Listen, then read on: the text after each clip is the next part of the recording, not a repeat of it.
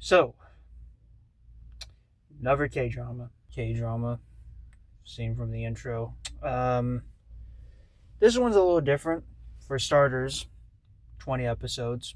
Pretty long, so there's a lot to cover, more to discuss. Also, it's very.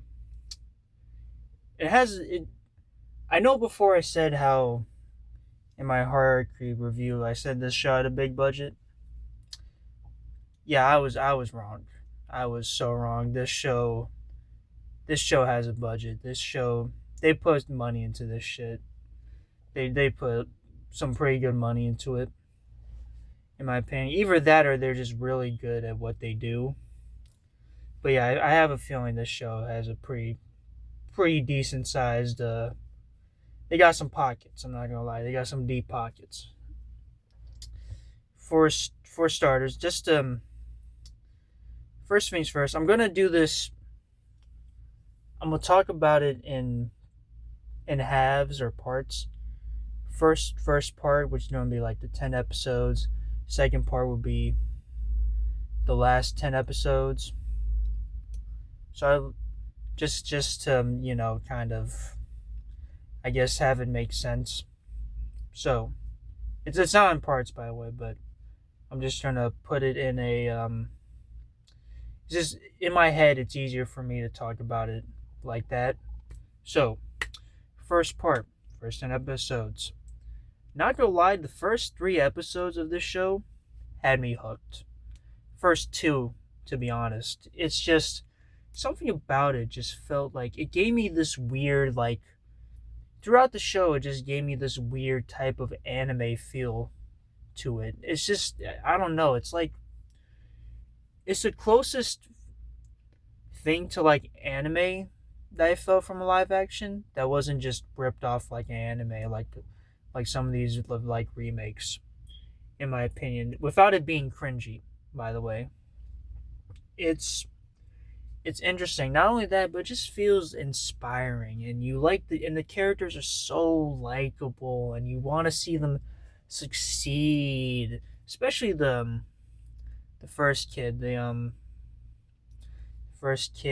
type of guy. And he's very yeah, nothing to say other than he's just likable. He's just a likable guy. You want to see him succeed. You want to see him enjoy life, have fun. Same thing with the other characters. It's just the kids. Also, I almost forgot to say. Basically, forgot to tell what the story is. I'm not going to spoil too much, but think high school that trains superpowered people, with the parents also being superpowered, and government conspiracy. Kind of, sort of. Not kind of, sort of conspiracy, but government also involved. That's all I'll say. Point is, anyways, part one, yeah. First 10 episodes, just great. I really like it. I like some of the kid characters, especially in those first 3 episodes. I just can't get enough of them. They're just so cool, just likable. I can't express to you guys enough how much I like these characters. I just want to see them succeed. That's what I want. I just want to see them succeed at life. Also, the parents, not much to talk about first 10 episodes. I mean, we kind of get kind of their backstories a little bit, and we kind of see who they are as people, but in my opinion, not as interesting as the kids, at least at first, until we get to the second part. And so, and yeah, it's just really likable characters. I will say though, there was this really cool character came in. Not gonna say, not going to say who it is, but he did get killed off pretty early, which I'm kind of upset about. I was hoping to see more of him, but other than that, I just really like those first 10 episodes. Mainly the first like one or two, three, just really gives off these like high school anime vibe, kind of. And then we go on to the second part, where we get, I don't know how to say this, not introduced, but we kind of see, let's just say a certain character shines. Certain character shines in this part, but I won't talk about him for now. What I will talk about is the parents of the first child that we see, the first kind of like guy that we get introduced to in the first episode, I believe. He's very, he and she,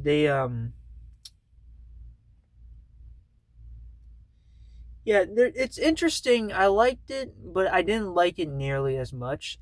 Although I did like it for the exposition, kind of knowing who these two people are. I also think the romance was pretty sweet. But it's just, I don't know. It just really didn't capture me nearly as much as I would have liked. Not, and I think they get overshadowed by a certain character, but we won't talk about him for now. I also like some of the one-off episodes that we get for some of the other characters. I think they're really good, except for this one episode that I kind of skipped, to be honest. Which, now that I'm thinking about it, I probably shouldn't have. But I'm not a bitch. I'm not a liar. So I said it. I skipped an episode. Okay. I skipped an episode. Okay. And that's something that might be a con I'll talk about later. But the main reason why I like the second part, the last 10 episodes,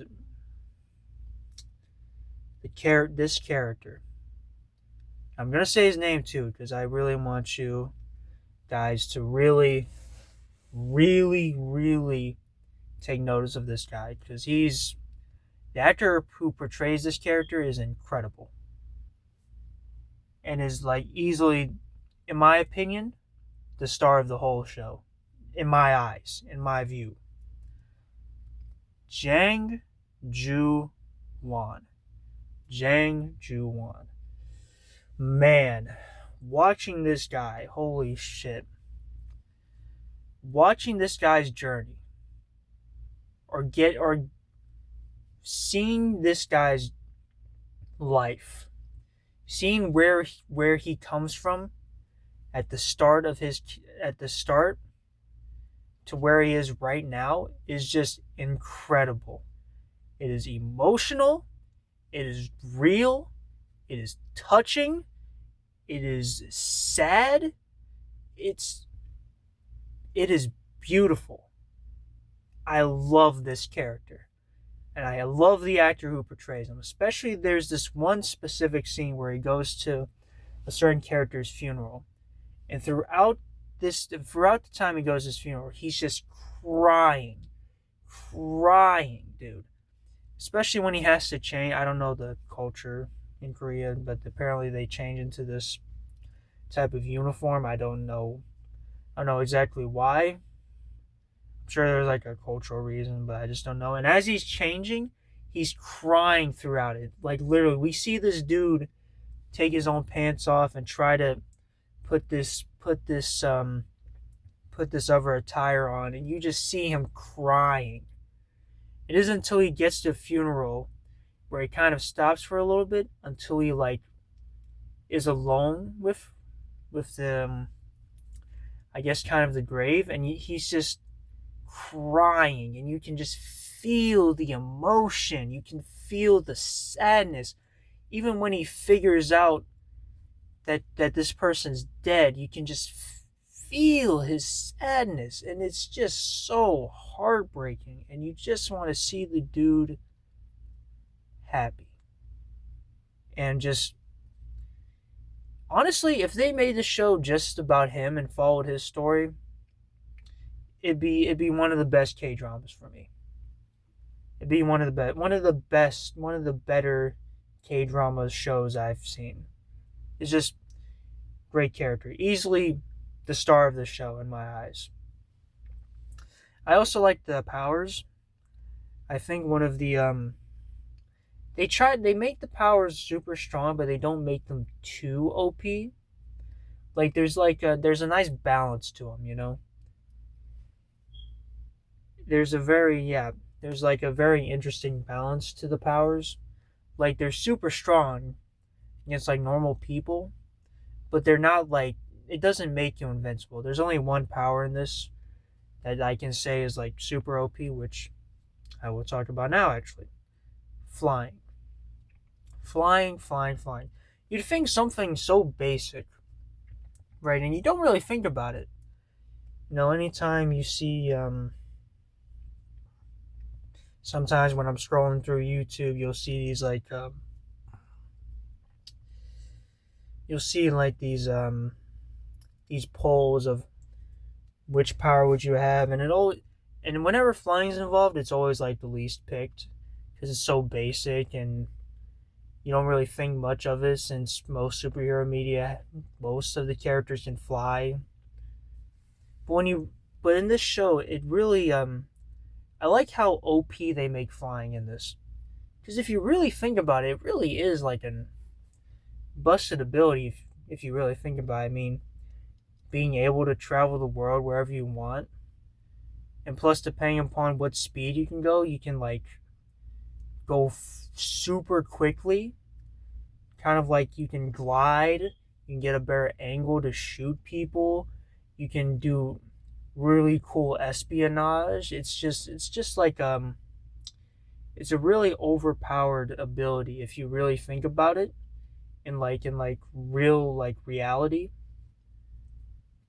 And I appreciate that, you know, because you don't really think of flying as like this super cool thing. You kind of think of it as like a basic ability, a basic superpower, to be honest. So I really do appreciate how OP they or how OP it can be in this show. And I like how they make out all the other abilities cool as well, but not too strong to where it feels like they're unbeatable. And then here comes the cons. The one or the con, I guess, the one major issue I kind of have, or I think people have, is there's a lot to digest. There's a lot to digest. 20 episodes. Unfortunately, when you have so many, sometimes one episode or maybe two episodes you might not like. There's some characters who you won't always like, you won't click with. And it's just, there's going to be some episodes you just won't enjoy as much as others. Like, it's not consistent in that sense. And there's also some characters who are really cool, who you want to see get more development, and they just don't, due to the fact that they either get killed off or they don't get enough screen time.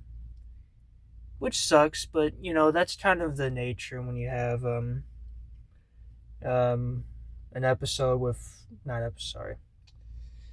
When you have a show with so many episodes, luckily they fixed this with the runtime, but it can sometimes suck, especially with this one character at the beginning. I really liked him. I wanted to see more, but here's what it is. Here's what it is. But yeah, moving. Check it out. Watch it because I think it's really good. It's on Hulu. Little warning though, if you do watch, this is for anyone who watches Hulu. If you do not have the premium version of it, there's going to be a lot of ads, especially on longer episodes. Some of the ads, each ad is like a minute and 30 seconds long, which is, and excuse my French, it's going to be really fucking annoying. So just thought I'd warn you guys if you don't have the premium version. Anyways, yeah, that is moving. You guys should check it out. Really, I think this is great. I think the effects, something I forgot, the CGI, the effects for the powers, really good. Really freaking good for a TV show. Way better than CW. anyways, sorry. Sorry, I want to forget that shitty program. Anyways, yeah. Check it out. Check out Moving. It's really good. And see you in the next post.